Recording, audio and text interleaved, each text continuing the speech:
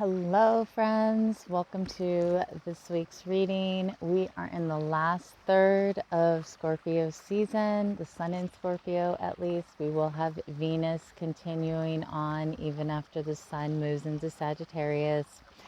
Scorpio and Sagittarius are very alchemical signs. All the signs have their alchemy and their passages, but especially Scorpio and Sagittarius.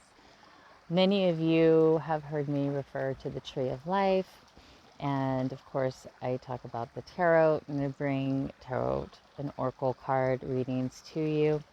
But one thing I do want to share at the beginning of this reading, that in the Major Arcana in the tarot, Scorpio rules the death card. And many of you may already know this. Death, not always literal, could be intellectual, emotional, metaphoric, of course. What's transforming, what is becoming mulch beneath our feet. As in our last harvest in Samhain, Halloween, that was when we were pruning the branches of the things that did not come to fruition throughout this past year. Those were the seeds we planted at the winter solstice last year, and that we started to see the first sprouts of around the spring equinox. So keep that in mind as we're moving through these Scorpio and Sagittarius seasons. What are some of the things we've put to rest, that we've released with ease and grace to the best of our ability? Sagittarius, the card that's ruled, the tarot card in the Major Arcana, is the Temperance card. And if you look in traditional tarot, the Rider-Waite, even the Thoth deck, has a very interesting Temperance card. It actually has two Temperance cards. Is the Thoth deck that has the two? No, it's the Golden, I believe it's the Golden Dawn deck that has the two. One more of a equilibrated temperance with the water, and fire with the air in the equilibrium, bringing those together in a balance. And then there's the other temperance card, which is fire. It's Martian. It's, I don't always want to say destructive, but it can be. It's more of an uncomfortable transformation.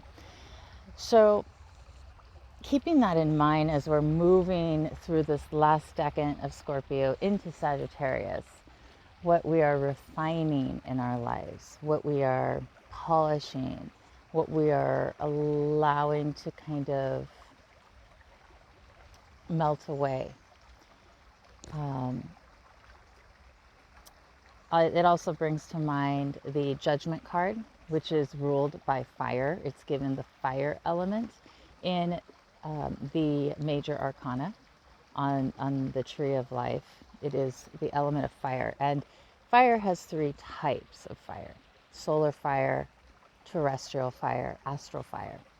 But there's a fourth. That fourth is the latent heat that is simmering, that is released from the simmering, from the base, when we're going through our alchemy, when we're being heated up and we're undergoing that transformation, that transmutation, that change of alchemy.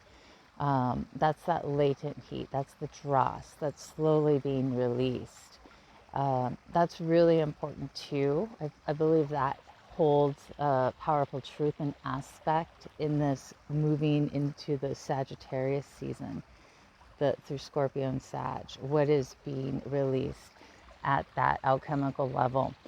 It's funny because I didn't come into this video to talk this much in depth about the types of fire.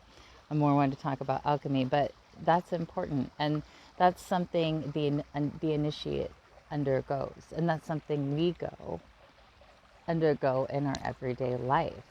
So as we're moving through life, keeping that in mind in the situations that may come up, that may occur, that we may just feel within ourselves and it may not even have any type of interaction with the outer world or another person.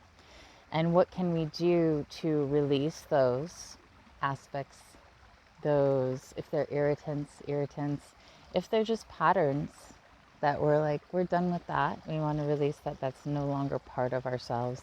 What can we reach up towards? Calling in our higher presence, our guides, our guardians of light, our, higher self. In the Temperance card, it's like we're reaching up into that angelic presence that exists within us, and that angelic,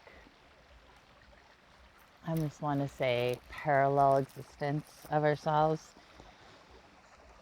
What can we do to embody that more as we're here on the planet, and then allow that to bring forth the solutions, the resolutions, the pathway before us with more ease and grace. Of course, I always mention the violet fire, the violet flame, transformation, Saint Germain, the angels of the violet flame, Archangel Zadkiel works with the violet ray and the violet flame. You can call on Archangel Zadkiel.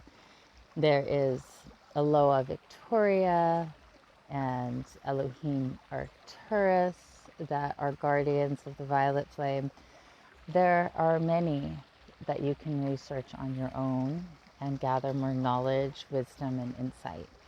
And this also can help with the alchemical process in period. And like I said before, Scorpio and Sagittarius season is a concentrated point of it, but it's happening at one level or another all throughout the year.